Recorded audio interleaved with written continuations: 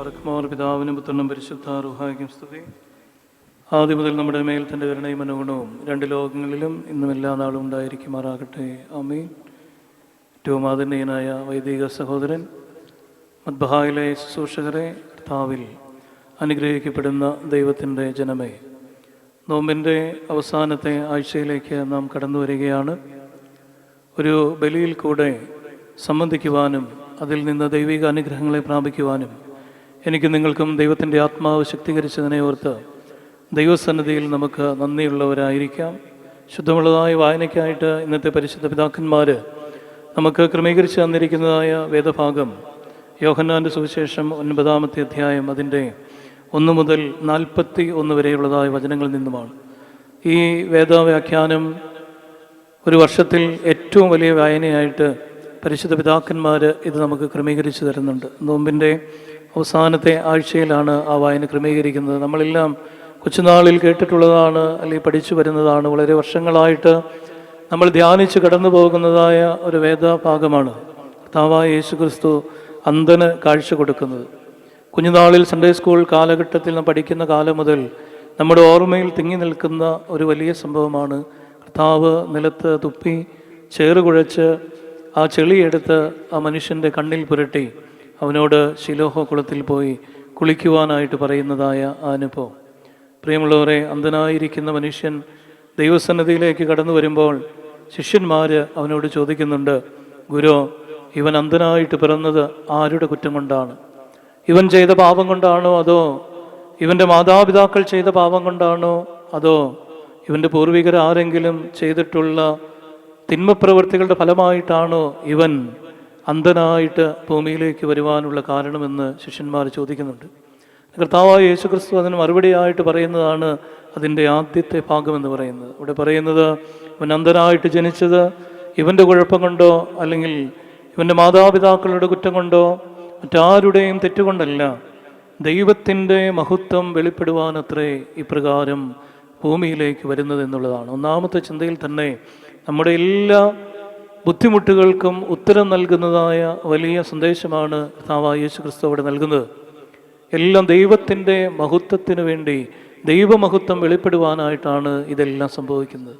പ്രിയമുള്ളവർ, നമ്മുടെ പ്രയാസങ്ങളും പ്രതിസന്ധികളും എല്ലാം ജീവിതത്തിൽ കടന്നു വരുമ്പോൾ നാളെയുടെ നന്മയിലേക്കുള്ള വലിയ പ്രതീക്ഷയായിട്ട് അതിനെ തീർക്കുവാനായിട്ട് എനിക്ക് നിങ്ങൾക്കും സാധിക്കണം.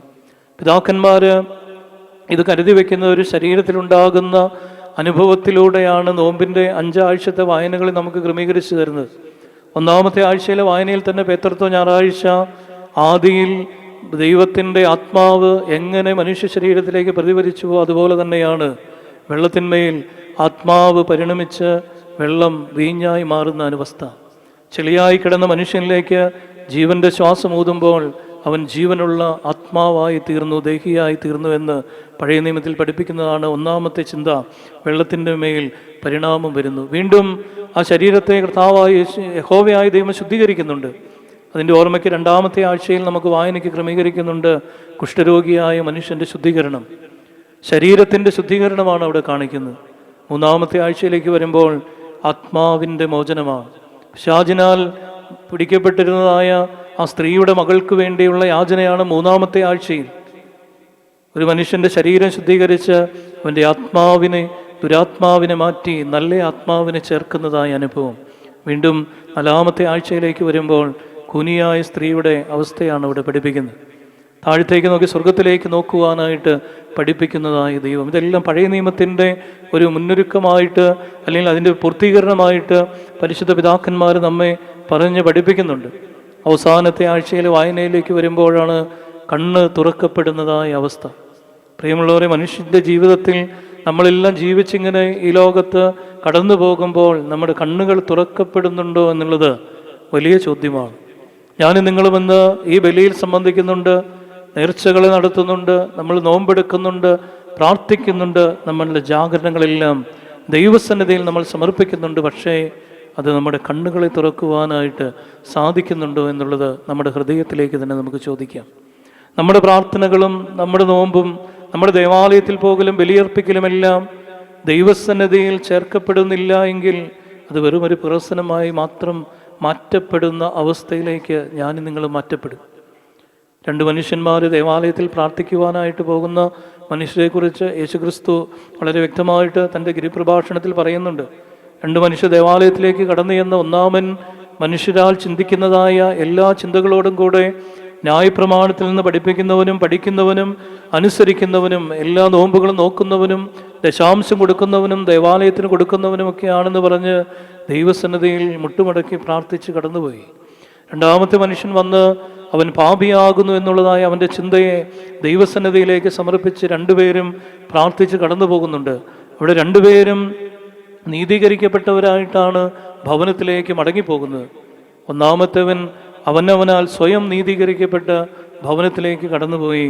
രണ്ടാമത്തവനാകട്ടെ ദൈവത്താൽ നീതീകരിക്കപ്പെട്ട് ഭവനത്തിലേക്ക് കടന്നുപോയി എന്നാണ് വേദപുസ്തകം നമ്മെ പഠിപ്പിക്കുന്നത്. പ്രിയമുള്ളവരെ, നമ്മൾ നോമ്പിൻ്റെ അവസാനത്തെ ആഴ്ചയിലേക്ക് കടന്നു വരുമ്പോൾ കണ്ണുകൾ തുറക്കപ്പെടുവാനും ആ രോഗിയായ മനുഷ്യനോട് ചോദിക്കുന്നുണ്ട്, നിനക്ക് എങ്ങനെയാണ് കാഴ്ചയുണ്ടായത്?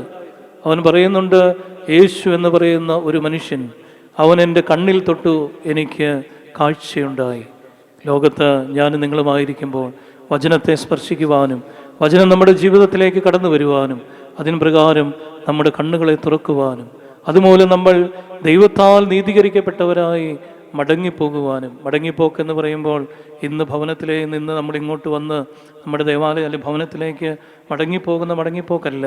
നമ്മൾ മാതാവിൻ്റെ ഉദരത്തിലേക്ക് യഹോവയായ ദൈവത്തിൻ്റെ നിർദ്ദേശപ്രകാരമാണ് ഓരോ മനുഷ്യനും ഭൂമിയിലേക്ക് പിറവിയെടുക്കുന്നത്. ആ ഭൂമിയിലെ നമ്മുടെ ജീവിതത്തിൻ്റെ എത്ര കാലം വരെ നമുക്ക് ഈ ഭൂമിയിൽ ജീവിക്കുവാനായിട്ട് ദൈവസന്നിധിയിൽ നിന്ന് അനുവാദമുണ്ടോ, ആ കർമ്മപദം പൂർത്തീകരിച്ച് ഞാനും നിങ്ങളും ഈ ലോകത്ത് നിന്ന് മടങ്ങുന്നതായ അനുഭവം ഏതൊരു അനുഭവത്തിലാണോ മാതാവിൻ്റെ ഉദരത്തിലേക്ക് ഞാനും നിങ്ങളും വന്നു ചേരുന്നത്, അതുപോലെ തന്നെ ഇവിടെ നീതീകരിക്കപ്പെട്ടവരായി ദൈവത്താൽ നീതീകരിക്കപ്പെട്ടവരായി നമ്മുടെ മടങ്ങിപ്പോക്കിനുള്ള അവസരവും നമുക്കുണ്ടാകട്ടെ. അതിനുവേണ്ടി നമ്മുടെ ഈ നോമ്പുകളും പ്രാർത്ഥനകളും ജാഗരണങ്ങളും എല്ലാം ദൈവസന്നിധിയിൽ നീതീകരിക്കപ്പെട്ടതായി തീരട്ടെ എന്ന് നമുക്ക് പ്രാർത്ഥിക്കാം. യേശു എന്ന് പറയുന്ന ഒരു മനുഷ്യൻ എന്നെ തൊട്ടു, എൻ്റെ കണ്ണ് തുറന്നു. പ്രിയമുള്ളവരെ, വചനം നമ്മെ സ്പർശിക്കുവാനായിട്ട് ഇടയാകട്ടെ എന്ന് ആത്മാർത്ഥമായി പ്രാർത്ഥിക്കുകയും ആശംസിക്കുകയും ചെയ്തുകൊണ്ട് വേദഭാഗം ഇടുന്നു.